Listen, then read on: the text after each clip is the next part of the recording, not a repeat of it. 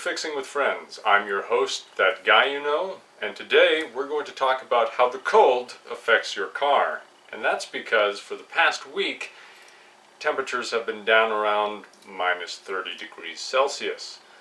So the cold can affect your car in a lot of different ways. A lot of people will find, it's a cold morning, they go out to their car won't start. There's a couple different reasons why that happens. First, your battery.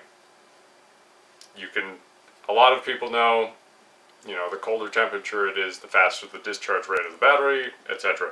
The next thing is just physically lower temperatures, atmospheric moisture freezing, the different expansion and contraction rates of the parts of your car can make the engine harder to turn over, just as it is sometimes more difficult to open your door. But the thing I want to focus on in this video is your fluids. So your coolant, your oil, the greases in your car even, how those get affected by cold. And you'll see why. We know the role of oil is lubricating the engine. But in order to do that, it has to be drawn up through the oil pickup by the oil pump and then pushed through a whole bunch of small passages to get to the moving parts that it needs to lubricate, which in turn allows them to spin freely and reduces the wear on your engine. So what happens when your engine doesn't get enough oil? Well, obviously, the amount of friction increases dramatically, and that very quickly ruins your engine. So what actually happens when oil gets cold? The viscosity gets higher, which means the oil moves slower. And to give an analogy, so when you're cooking meat, you'll find that, the oils pool at the bottom while you're cooking it. It'll spit and flow around, and if you spill it on yourself, it will burn very unpleasantly, so don't do that. But when it starts cooling down, it becomes more like a solid. And if you've ever put olive oil in the fridge, you'll see the same effect. How does that relate to motor oil? Well, they're both oils, and the temperatures at which this occurs is a bit different. But when it starts solidifying, it can't travel through those passages we were just talking about.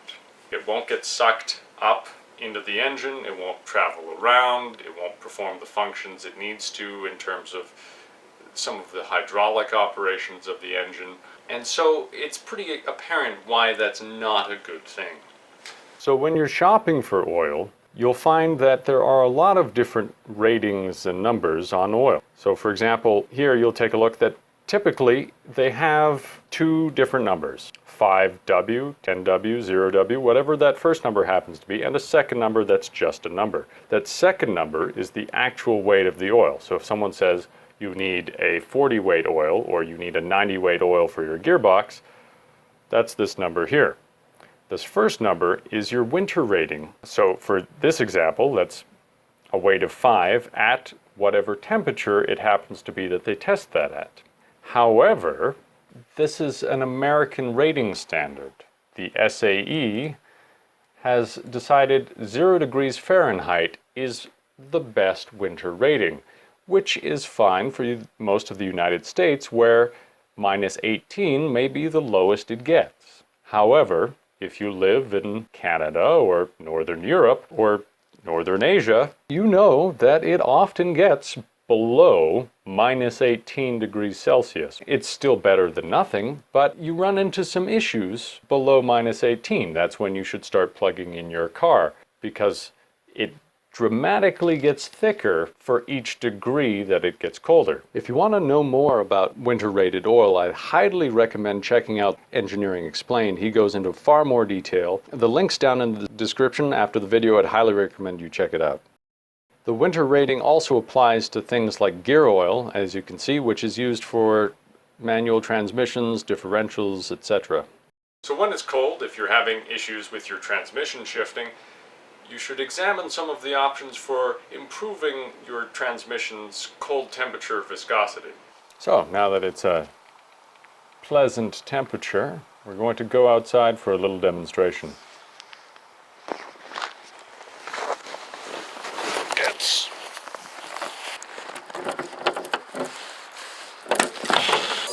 So we're going to take a look at a couple of different oils. It's not particularly scientific, but just so you can get some comparison of what they look like at -27. Now remember that as it gets colder, it gets basically exponentially thicker.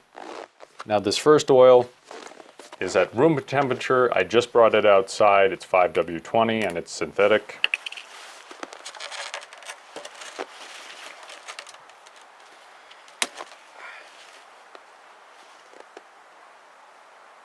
As you can see, that flows very quickly.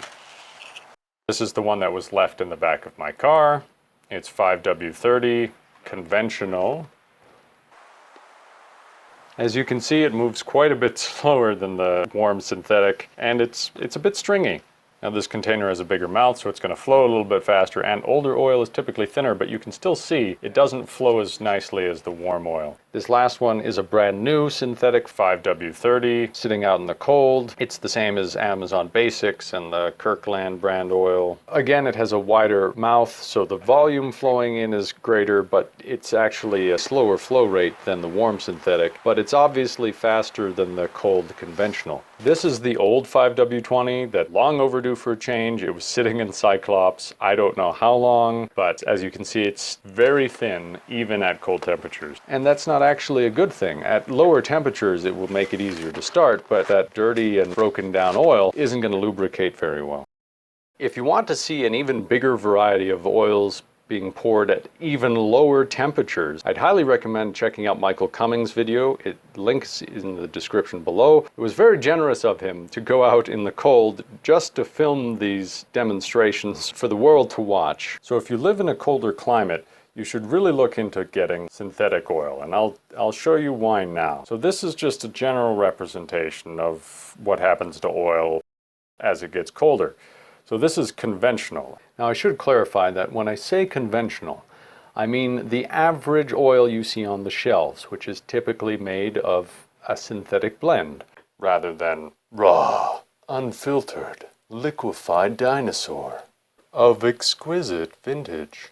Again, this graph is just a visual representation. It's viscosity versus temperature. At -45, that's the pour point for the conventional Quaker State 5W30 that we were looking at earlier, based on their own statistics. So that basically means that at that point is when it no longer pours. It's effectively solid. Not quite, but anyway. So down here, around -18, you can see that, okay, say it's weight of 5 there. Well, shortly further down, that distance is now double. So that's very substantial the colder it gets. And then down around -30, -35, the viscosity is going to be huge by comparison. When you wake up in the morning and you get to your car and you know it's going to be -18, plug it in. The colder it is, the longer you have to leave your car plugged in, and that's a different video entirely. But it's a block of iron, aluminum, steel, and it's filled with oil and coolant. Just think of how long it takes you to boil water. So that's what happens for conventional. Now, if you compare it to synthetic, the synthetic pour point is -50. That's only a 5-degree difference. But as you can see with the shape of the curves, it gives you more leeway at low temperatures. So rather than having maybe 10 or 30 times the weight that the oil should have in your conventional, the synthetic may only have 5 times. Now that doesn't mean you shouldn't plug it in, but it does mean that if you go driving out somewhere, it's really cold, you go in, you go shopping, you come back out, your engine will be better off. Project Farm has a lot of great comparisons between the different types of conventional and synthetic motor oils, and he does a lot of cold temperature testing as well, in which you can very easily see the difference. I've put one link below, but he's got a lot of videos on them, so if you're really interested, check it out. They're kind of cool to watch, even if you're not necessarily into the science, they're cool to see. So your coolant, or antifreeze, as we often call it in Canada, where preventing freezing is an important factor. It, runs through the larger passages of your engine and helps to cool the engine by having the heat transfer to the liquid, which then flows into the radiator and gets some cool air running through it, then returns it back to the engine. It's pretty simple. When you plug in your car, it uses that exact same system in reverse. It heats the coolant, then the heat dissipates throughout the engine. So it warms all the metal, all the moving parts in it, and it warms the oil. In the winter, problems start arising with your coolant because not all coolants are the same. The process of adding coolant to your vehicle actually requires combining both your concentrated coolant / antifreeze with water. And the ratio of water to coolant affects the freezing point. Your coolant temperature range should exceed the coldest temperature in your region because you do not want the liquid inside your engine to freeze solid and expand and break your engine block or your cylinder head or break your gasket so that it's leaking everywhere. All of that is bad. So make sure that it exceeds the coldest temperature that it will hit in your region.